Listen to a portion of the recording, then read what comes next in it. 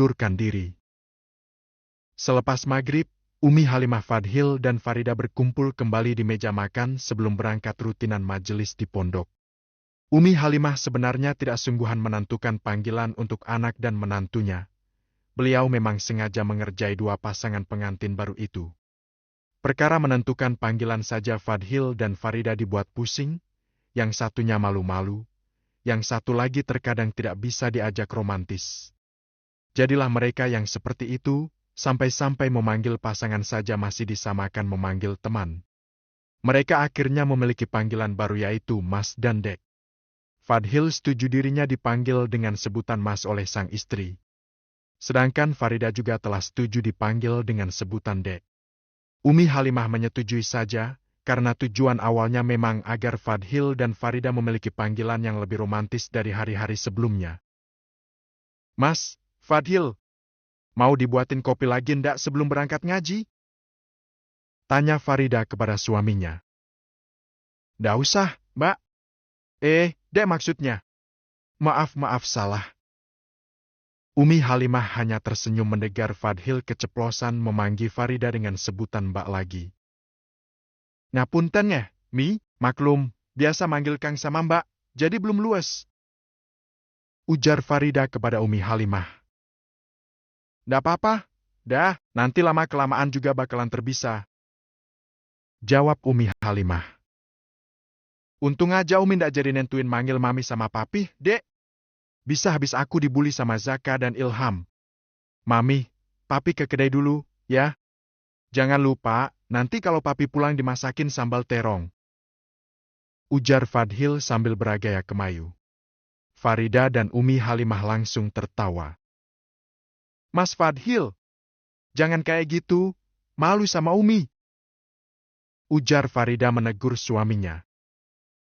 Loh, kayak gitu ya miganya ibu-ibu yang manggil Mami sama Papi. Tapi ya ndak dimasakin terong juga di, Lei, Mami sama Papi ya makannya sama daging sapi, masa makan sama sambal terong. Farida dan Fadhil sontak tertawa. Pukul 6:30 malam, Fadhil dan Farida berangkat rutinan majelis mengendarai sepeda motor. Umi itu kadang lucu ya, Mas? Iya, Dek. Ya kayak gitu orangnya, humoris. Aku pas awal-awal itu takut Mas sama Umi. Takut kenapa? Takut nggak bisa masak, Mas. Hehehe, wong nggak bisa masak kok takut. Nggak bisa masak itu ya belajar. Ya namanya juga anak mantu, Mas. Malu ti sama mertuanya masa nggak bisa masak. Nggak bisa masak kan yang penting pinter bikin roti. Tapi kan masih belum lengkap, Mas. Kayak masih kurang gitu. Nggak apa-apa. Yang paling utama jadi istri itu pinter diajak bikin anak. Dek. Iya. Mas Fadhil. Hahaha. 10 menit perjalanan mereka telah sampai di pondok. Mereka berdua langsung berpencar untuk menemui teman Ahlul Khidmah yang lain. Assalamualaikum. Farida mengucap salam kepada teman-temannya. Waalaikumsalam. Jawab teman Farida bersamaan. Farida bergabung dengan teman-temannya. Dia duduk berjejer dengan Adzi. Far, Dizi. Malam ini yang bertugas minta infak ke jamaah kalian berdua ya. Ujar Nura, salah satu Ahlul Khidmah. Oke, siap. Jawab Farida. Gak usah, Nur. Malam ini aku sama Zulaika aja. Sahut Adzi. Loh, kok gitu? Kemarin Zulaika udah loji, malam ini giliran aku sama kamu. Ujar Farida kepada Adzi. Aku mau sama Zulaika aja, Nur. Aku nggak mau sama yang lain. Adzi tidak merespon Farida, dia tetap kekeh ingin bersama dengan Zulaika sahabatnya. Zulaiha mengangguk bersedia menemani Adzi. Ya udah terserah, kamu aja. Jawab Nura. Adzi dan Zulaiha berlalu meninggalkan teman-temannya. Melihat kepergian Adzi dan Zulaiha, Farida hanya diam. Dia tidak mengerti apa yang sedang terjadi dengan Adzi sampai-sampai Adzi menolak bertugas dengan Farida malam itu. Adzi kenapa sih, Nur? Aneh banget malam ini, nggak biasanya dia kayak gitu. Tanya Niha kepada Nura. Aku nggak paham, nih. Mungkin dia sedang ada masalah di rumah. Jawab Nura. Nura melirik Farida sebentar. Entah apa yang ada dalam pikiran Nura. Yang pasti Nura sendiri tidak mau membicarakan keburukan Adzi dan Zulaikha di depan teman-temannya. Far, malam ini tugas sama aku ngatur jamaah di dalam aula aja yuk. Ajak Niha. Iya, nih, boleh. Niha berdiri. Dia langsung menghampiri Farida, mengajak untuk menuju aula, mengurus para jamaah yang sudah mulai berdatangan. Setelah itu, satu persatu ahlul khidmah bubar dan mulai mengerjakan tugas masing-masing. Ilahi bijahil anbiya wal malaikah. Wabil aulia judiana bil ijabati. Ilahi tawasal nabi Quranikal karim. Tunawir basyiroti wa sami wa muklati'i. Watul himuni irusdi wa tarzukuni ilmal.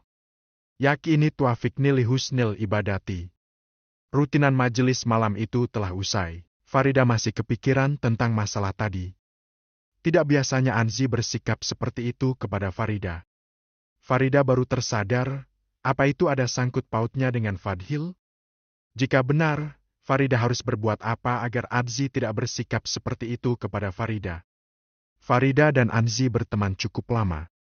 Saat mengetahui Adzi dijodohkan dengan Fadhil, Farida ikut mendukung temannya itu. Mereka berdua memiliki hubungan pertemanan yang cukup baik. Dari dulu mereka sama sekali tidak pernah memiliki masalah. Jika pada akhirnya Farida menikah dengan Fadhil, apa itu mutlak kesalahannya? Sedangkan jodoh sudah ditakdirkan oleh Tuhan. Farida tidak bisa menolak Fadhil dengan alasan konyol, merasa tidak enak dengan Adzi. Itu sudah menjadi garis Farida. Menikah dengan Fadhil adalah jalan dan petunjuk dari Tuhannya. Sambil menunggu suaminya, Farida akhirnya memilih menghampiri Alisa dan Risma yang duduk di depan aula. Halo, Mbak Alisa ah, Mbak Risma ah. Sapa Farida. Halo, sini-sini. Gabung sini. Sahut Alisa memberi kode Farida duduk di sebelahnya. Farida langsung duduk bergabung. Barusan Tarasani sama Mbak Risma, Mbak Farida kok nggak kesini? Ini lo tak bawain dimsum. Ujar Alisa menyerahkan kantong kresek putih kepada Farida. Alhamdulillah, rezeki anak solehah. Dapat dari Bu Bos Frozen Food. Apaan sih Mbak Farida? Ah, hehe, ini kok masih anget Mbak Alis? Bikin sendiri, Ti? Iya Mbak bikin sendiri. Aku tadi sengaja bikinnya agak banyak. Buat tak bagi ke Mbak Farida, Mbak Risma sama Aisyah. Walah, makasih ya, Bu Bos cantik. Nanti sampai ke rumah langsung tak mam. Hehehe. Mbak Farida ah. My name is Alisa Rumi, oke? Hehehe. Oke? Mbak Risma, gimana kerjaannya? Lancar? Tanya Farida kepada Risma. Alhamdulillah, lancar, Mbak Far. Besok libur ndak Mbak? Kerjanya? Tetap masuk, Mbak. Yang lebaran besok boleh izin setengah hari. Aku baru dapat libur ya nanti pas lebaran hari Kamis. Kalau yang lebaran hari Rabu, hari Kamisnya dapat libur full dang Mbak? Iya Mbak, libur full. Farida mengangguk paham. Mbak Farida sih libur kapan? Tanya Risma. Aku hari Kamis, Mbak. Aku nggak ditanya deh ini, liburnya kapan? Sahut Alisa. Ya elah, Mbak. Gak usah ditanya ya udah pada tahu Mbak Alisa liburnya bisa kapan aja. Jawab Risma. Mereka bertiga langsung tertawa bersama. Tak selang berapa lama, mereka dihubungi oleh suami masing-masing, bahwa sudah ditunggu di parkiran depan. Mereka bertiga berjalan bersama ke depan untuk menghampiri sang suami. Pemandangan sangat indah saat melihat tiga wanita cantik itu mencium tangan suaminya dengan takzim. Tidak ada alasan lain bagi tiga laki-laki itu tidak bersyukur. Mereka memiliki istri yang mau diajak menimba ilmu bersama di tempat mulia. Sesampainya di rumah, Farida mengajak suaminya menikmati dimsum pemberian dari Alisa. Farida makan sambil menyuapi suaminya. Enak ya mas, dimsum buatan Mbak Alisa? Kok sih? Gak enak ya? Mas Fadhil. Apa, Dek? Ditanya serius jawabnya terus. Iya, Dek, tak jawab. Iya, dimsum buatan Mbak Lisa enak. Tapi, menurutku lebih enak lagi kalau sampean yang buat sendiri untuk aku. Mas Fadil mau dibuatin ti? Ya mau ti, Dek. Ya udah besok tak coba buatin ya. Aku tak sambil belajar di YouTube. Iya, makasih ya. Sama-sama. Fadhil menguap. Udah yuk bubuk, udah malam. Bentar, Mas. Aku mau ngomong sesuatu sama sampean. Mau ngomong apa? Mas, kalau aku mundur jadi ahlul khidmah majelis, Mas Fadil marah ndak? Loh, kenapa mundur, Dek? Nggak apa-apa, Mas. Aku pengen fokus jadi jamaah biasa aja. Jawab Farida menutupi. Fadhil menatap serius istrinya. Dek, jujur, sampean kenapa? Nggak mungkin sampean tiba-tiba mengundurkan diri, kalau bukan karena ada sesuatu. Tanya Fadhil lagi. Farida menunduk. Dak ada, Mas. Jawab Farida dengan nada parau. Maaf, Mas, tidak mengizinkannya. Dek, kenapa seperti itu, Mas? Aku lelah, Mas. Aku mau istirahat. Tidak ada kata lelah dalam berkhidmah, Dek. Sampean jangan ngomong seperti itu. Itu adalah ucapan yang sangat tidak baik. Sebagai murid, memuliakan guru itu sangatlah penting. Sebagai bentuk rasa terima kasih kita kepada beliau, kita sebagai murid membantu dalam setiap dakwahnya. Ndak ada kata lelah, Dek.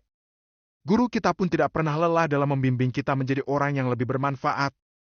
Maaf, Mas, tetap tidak akan mengizinkan kamu dengan alasan apapun. Sambungnya. Tapi, Mas, enggak ada, tapi-tapian. Mas akan selalu mendukung sampean dalam berkhidmah. Sekalipun ada teman yang telah membenciku. Tanya Farida dengan tatap nanar. Ya, kenapa tidak?